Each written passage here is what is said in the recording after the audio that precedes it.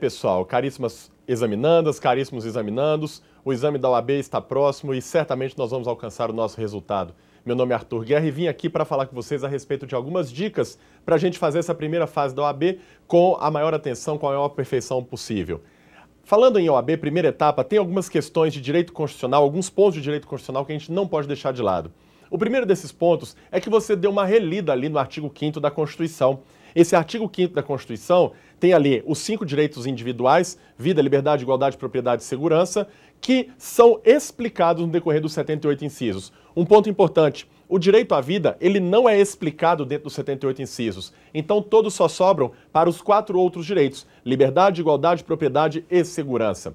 Tente verificar na sua leitura, enquanto você faz, algum tipo de exceção dentro do direito. Na medida em que você vai lendo o inciso, verifica, esse direito vale para isso, mas neste caso não vale. Por quê? Porque isso vai acontecer com todos os direitos individuais. Quando você lê o artigo 5º, na maioria das vezes, lá no próprio dispositivo vão estar as exceções. Por exemplo, a casa é asilo inviolável, ninguém nela podendo penetrar sem o consentimento do morador, salvo nos casos de, e você já marca isso daí, quais são esses casos de flagrante, prestar socorro, em caso de desastre ou por ordem judicial durante o dia. Em alguns outros casos, é importante que você note também que esse direito não vai estar limitado expressamente na Constituição. Mas a limitação vem de 2 pontos. Quais são? Primeiro, o princípio da legalidade, que diz que a gente pode fazer as coisas, né, que todos podem fazer ou deixar de fazer alguma coisa sempre em virtude de lei. Então, a vedação ao exercício de determinado direito, por exemplo, ou a restrição desse direito vai estar no próprio princípio da legalidade. Exemplo, a liberdade de expressão do pensamento. É livre a expressão do pensamento, vedado o anonimato. Não é o anonimato a restrição da liberdade de expressão do pensamento, mas sim que esse pensamento deve ter autoria, isso é uma obrigatoriedade, e que, mesmo tendo autoria, ele deve observar as leis. Por isso que não são permitidos no Brasil pensamentos com um cunho racista, com um cunho injurioso. Expressões desses pensamentos são ofensivos à lei e tipificados por lei penal. Pois bem, além de ler o artigo 5º da Constituição, é muito importante também um tema que não pode faltar, que você não pode deixar de ver, controle de constitucionalidade, a cereja do bolo. É entender como funciona esse controle de constitucionalidade, entender algumas questões importantes, que, por exemplo, o controle de constitucionalidade não é feito apenas pelo Supremo Tribunal Federal, ele é feito também pelo Supremo Tribunal Federal. Aquele controle que é feito apenas pelo Supremo Tribunal Federal, que se concentra no Supremo Tribunal Federal, é chamado controle concentrado. Por outro lado, todo e qualquer órgão judicial, juízes, tribunais, tribunais superiores e o Supremo Tribunal Federal exercem um outro tipo de controle, que é o controle difuso. O Supremo Tribunal Federal, quando julga um recurso extraordinário, faz controle difuso, assim como o Tribunal de Justiça de São Paulo, de Minas Gerais, também fazem controle difuso ao verificarem se uma norma é compatível ou incompatível com a Constituição. Então, o controle de constitucionalidade que nós vamos ter que prestar atenção é que você faça uma chave, divida controle concentrado, controle difuso e veja as características de cada um deles. Anote isso, é muito importante. É muito importante porque a OAB, ela conta que você não vai saber distinguir entre os dois. E vou falar para vocês, falou em exame de OAB, falou em prova de direito constitucional, sempre cairá uma questão de controle de constitucionalidade. Se não caírem duas, porque às vezes essa questão de controle de constitucionalidade é cobrada dentro de processo legislativo. E lá no processo legislativo nós temos uma previsão interessante, ou temos várias formações interessantes, vários processos de criação dos tipos de normas que estão ali enumerados. O artigo 59 enumera essas normas. Então, o primeiro ponto sobre o processo legislativo, que nós temos apenas aqueles 7 tipos de normas que são hoje elaborados no Brasil. Existem algumas normas que são antigas. Decretos-leis, por exemplo, estão em vigor hoje no Brasil, como exemplo o Código Penal, como exemplo a CLT, né? Mas existem por uma recepção da atual Constituição.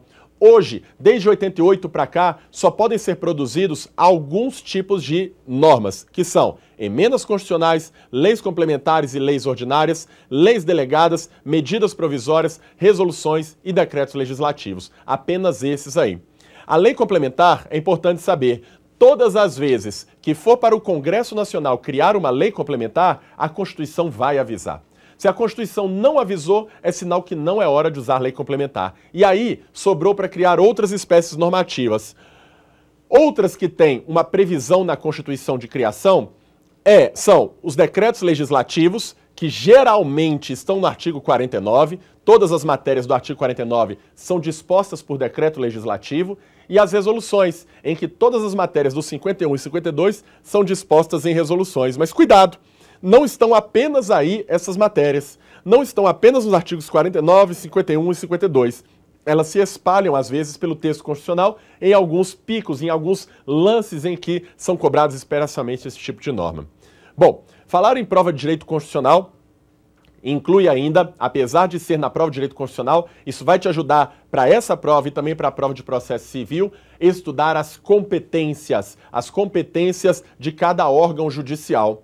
Quando se cobra poder judiciário, é muito importante você saber quais são as competências do Supremo Tribunal Federal, do Superior Tribunal de Justiça e dos outros tribunais em geral, tribunais superiores em geral, assim como a sua composição. Não custa nada. Vai lá no seu caderno, anote ali quantos membros tem cada tribunal, quais os requisitos ou qual a maneira da pessoa entrar para aquele tribunal e depois divida ou separe as competências ali, fazendo anotações sobre isso. Isso cai, pessoal. Isso cai com uma grande frequência. Vou falar para vocês, se não cair uma questão de processo legislativo, cai uma sobre organização do judiciário, isso quando não caem as duas na mesma prova. Então já vimos ali 3 questões que são bem possíveis de aparecer. Controle de constitucionalidade, processo legislativo e, efetivamente, organização do judiciário. Falei ainda de direitos individuais. E já que você está estudando os direitos individuais, que tal fazer um quadro em que você anote, em que você aponte especificamente quais são as características de cada garantia constitucional? É dizer, mandado de segurança, quem pode propor, quais os tipos de atos, efetivamente para que serve, qual que é o objetivo dele e se tem alguma coisa que te chama a atenção na hora que você está lendo sobre o mandado de segurança ali na doutrina. Depois, vai lá, habeas corpus, cabe para proteger a liberdade de locomoção, tem algum requisito específico, quem são as autoridades, etc, etc. Faça isso, faça colunas e compare visualmente cada um deles. Pessoal, também já foi muito moda da OAB cobrar em todas as provas uma garantia constitucional. Por que não repetir nessa, então? Vejamos, então. Além disso, quando você estuda as competências agora que eu estou falando, dentro da organização político-administrativa do Estado, competência do município, da União, dos Estados, tudo isso é relevante de se conhecer. Não custa nada também fazer uma leitura ali e uma marcação a respeito de pontos que se confundem. Primeira coisa que a gente deve saber, a União, ela possui competências legislativas, assim como todos os outros, e competências administrativas, assim como todos os outros. Administrativas são as competências materiais. Administrativa, competências materiais. Competências formais são as de criação de leis, a formatação de leis. Então, é sinônimo, competência administrativa e competências materiais. A competência formal é sinônimo de competências legislativas.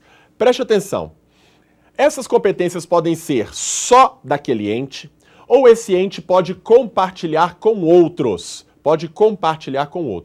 E eu quero chamar a atenção para uma nomenclatura que às vezes é muito confundida. A competência comum que a União tem com os estados, Distrito Federal e municípios para praticar determinados atos administrativos. Então a letra M está predominando aí. Aparece o município na competência material comum da União.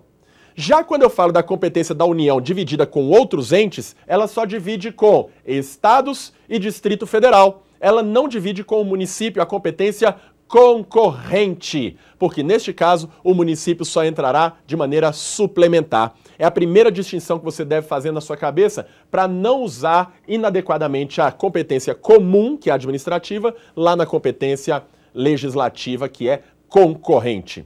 Pessoal, no mais, pegue aqueles dispositivos ali, especialmente da ordem social, dispositivos da ordem social, compreendendo de maneira geral qual a ordem social, e veja que ali dentro você vai encontrar direitos que nunca antes você tinha lido na sua vida.